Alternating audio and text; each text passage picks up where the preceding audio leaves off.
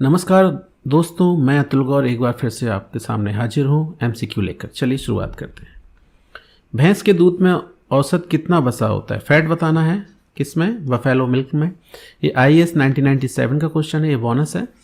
इसका आंसर यदि आपको आता है तो कमेंट बॉक्स में ज़रूर लिखें, नहीं तो अंत में तो मैं बताऊंगा ही। नेक्स्ट, विश्व एड्स दिवस कब मनाया जाता है? तो 1 अगस्त, 12, 21, 1 दिसंबर को जो विश्व एड्स वर्ल्ड एड्स डे मनाया जाता है वो 1 दिसंबर को मनाया जाता है। नेक्स्ट, श्वेत क्रांति किससे संबंधित है?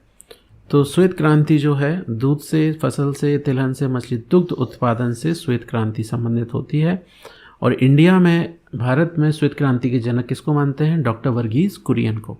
नेक्स्ट, CDRI मतलब central drug research institute, full form भी याद कर लीजिए।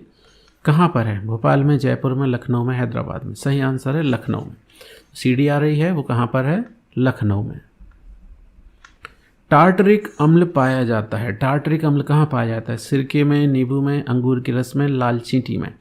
तो इसका सही आंसर है अंगूर के रस में टार्टरिक अम्ल होता है।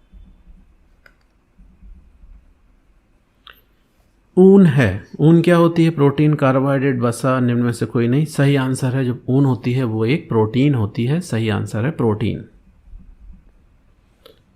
बीजों के अंकुरण के लिए आवश्यक नहीं है। क्या आवश्यक नहीं है बीजों को? बीजों की जर्मिनेशन के लिए पानी, उचित तापमान, ऑक्सीजन, प्रकाश। आप देखेंगे कि जो बीज होते हैं वो अंकुरित हो जाते हैं बिना प्रकाश के भी।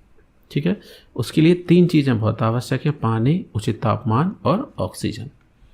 नेक्स्ट, मानव मूत्र का पीला रंग किस वर्णक के कारण होता है? देखिए, जो ह्यूमन टॉयलेट होती है वो थोड़ी सी हल्की सी स्लाइटली येलो होती है, तो उसका ये रंग किसकी वजह से होता है? तो उस वर्णक का नाम होता है यूरोक्रोम। ये वन लाइनर्स हैं तो इसके आंसर मैं लिख दूंगा। यूरोक्रोम वर्णक होता है जिसकी वजह से टॉयलेट का कलर जो होता है वो येलो होता है। यूरिन का कलर, किसका कलर?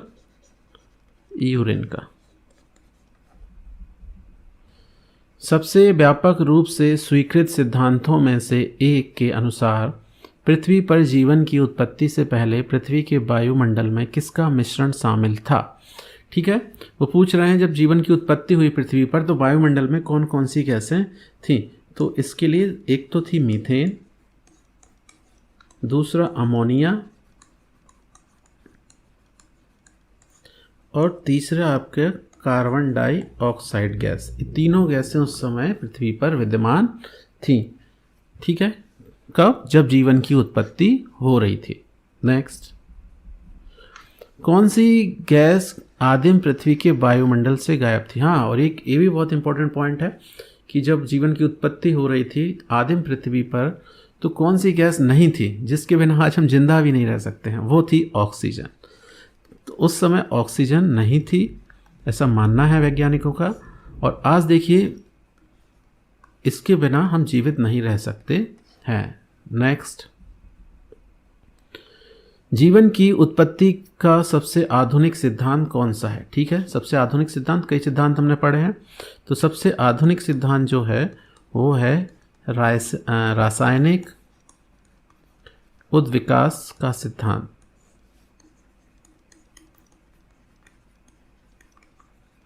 रासायनिक उद्विकास का सिद्धांत सबसे आधुनिक सिद्धांत है। नेक्स्ट, रासायनिक उद्विकास का सिद्धांत किस वैज्ञानिक ने दिया था?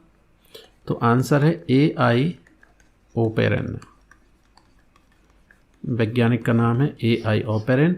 इन्होंने रासायनिक उद्विकास का सिद्धांत दिया था। नेक्स्ट, जीवन की उत्पत्ति ओरिजिन ऑफ लाइफ के लेखक कौन है? ठीक है, इसके लेखक भी AI ओपेरन है।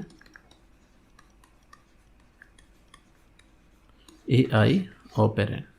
नेक्स्ट, पृथ्वी की उत्पत्ति अनुमानतः कब हुई? ठीक है, तो लगभग पृथ्वी पर ये उत्पत्ति हुई लगभग 4.6 अरब